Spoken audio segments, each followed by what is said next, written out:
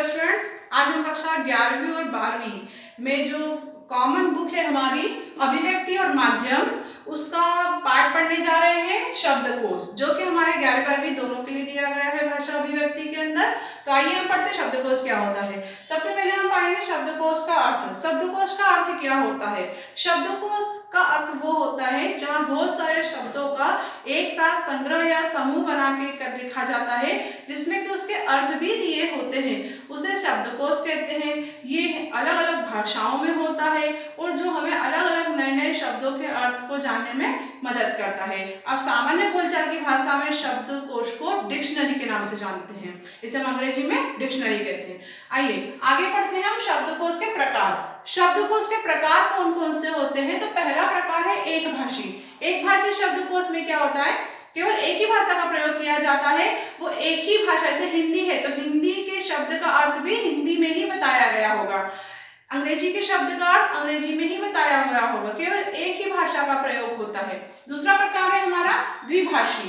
द्विभाषी शब्दकोश में एक ही शब्द को उसका अर्थ दूसरी भाषा में बताया होता है, जैसे हिंदी का शब्द है तो अंग्रेजी में उसका अर्थ, अंग्रेजी का शब्द है तो हिंदी में उसका अर्थ। इस प्रकार से दो भाषाओं का प्रयोग किया जाता है, किसी भी भाषा का इसमें प्रयोग किया जा सकता है। तीसरा प्रकार होता है पारिभाषिक। पारिभाषिक शब्दकोश में शब्दों की केवल परिभाषाएं दी होती है, जो नए नए शब्द हमारे सामने आते हैं उनकी परिभाषाएं इसमें दी होती है। चौथा प्रकार होता है बहुभाषी। बहुभाषी इसके नाम से पता चलता है कि एक साथ अनेक भाषाओं का प्रयोग किया जाता है इसमें, जैसे हिंदी, इंग्लिश, गुजराती साथ में डाल देंगे या हिंदी, इंग्लिश, उर्दू को साथ में रख लेंगे, तो एक साथ अनेक भाषाओं का प्रयोग करना मतलब कि बहुभाषी शब्दकोश होता है। आइए आगे देखते हैं शब्दकोश की रचना। शब्दकोश की रचना होती कैसे है? इतना बड़ा शब्दकोश जो हम पढ़ते हैं वो बनता कैसे है? तो उसके स्रोत दो प्रकार के होते हैं। एक तो होता है लिखित साहित्य का स्रोत। लिखित साहित्य का स्रोत अर्थात जो भी हमारा लिखा हुआ साहित्य है सभी भाषाओं के अंदर, उसमें अलग अलग शब्दों का प्रयोग होता है, उन सारे शब्दों के अर्थ वहां से लिए जाते हैं। दूसरा है लोक व्यवहार। लोक व्यवहार में मतलब जो हम साधारण बोलचाल करते हैं, बातचीत करते हैं, उनमें हम अलग अलग तरह के बहुत से शब्दों का प्रयोग करते हैं, तो वो सारे शब्द हम लोक व्यवहार से लेते हैं और इन सभी को मिलाकर इनकी सहायता से शब्दकोश बनाया जाता है। शब्दकोश के प्रयोग की विधि। शब्दकोश को प्रयोग में कैसे लाते हैं? तो पहला है अक्षर क्रम। अक्षर क्रम मतलब अक्षर क्या होते हैं? जैसे अ, आ, ई, क, ख, ग, ये सब अक्षर वर्ण जो होते हैं वो वर्णों से मिलकर अक्षर बनते हैं। तो इसमें हमें सबसे पहले क्रम देखना होता है। सबसे पहले स्वर आते हैं, अ, आ, ई हमारे स्वर होते हैं।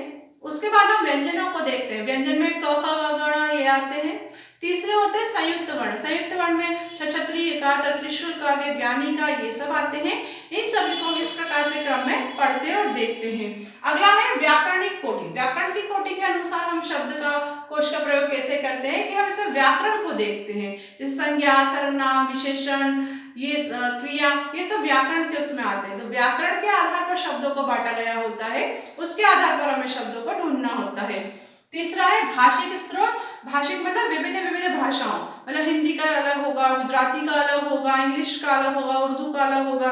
इस प्रकार से अलग अलग भाषाओं के आधार पर अलग अलग शब्दों को पृथक्करण, अलग अलग उनको बांटा हुआ गया होता है, तो उसके आधार पर हम भाषा के आधार पर उसको देखते हैं। चौथा होता है विषय संबंधी संकेत। हमें कई कई शब्दकोश में विषय से संबंधित संकेत होते हैं, मतलब यहाँ विज्ञान से संबंधित शब्दावली दी है, वहाँ हिंदी से संबंधित शब्दावली है, वो गणित से संबंधित शब्दावली है। मतलब आप जो शब्द ढूंढ रहे हैं वो गणित से अगर संबंधित है, गणित वाले में आप देखिए, विज्ञान का शब्द है तो विज्ञान वाले में देखिए। इस प्रकार से विषय के आधार पर भी उसको अलग अलग भागों में बांटा जाता है। अंत में हम देखेंगे शब्दकोश का महत्व क्या होता है। शब्दकोश का महत्व बहुत ही ज्यादा होता है हमारे जीवन में, हम चाहे विद्यार्थी हो या कोई काम करने वाले हो। विद्यार्थियों के लिए तो बहुत ही ज्यादा है, क्योंकि हमें कोई भी लिखने पढ़ने के लिए, एक भाषा से दूसरी भाषा को जानने के लिए भी हमें शब्दकोश बहुत ज्यादा मदद करता है। लेकिन अगर हम कोई कार्य भी करते हैं तो एक भाषा को अगर हम नहीं जानते हैं, किसी और भाषा को नहीं जानते हैं, तो उस भाषा को भी जानना, उसको समझने के लिए शब्दकोश हमारी बहुत ज्यादा मदद करता है। और शब्दकोश में हमें शब्दों बड़ी आसानी से मिल जाते हैं, क्योंकि बराबर से क्रम में ये जमाए हुए होते हैं। इस प्रकार से हमारा विद्यार्थी जीवन हो चाहे रोजमर्रा का जीवन हो, सभी में शब्दकोश बहुत ज्यादा उपयोगी होता है। बोर्ड पर लिखी हुई जानकारी के लिए आप इसका स्क्रीनशॉट ले लें। धन्यवाद।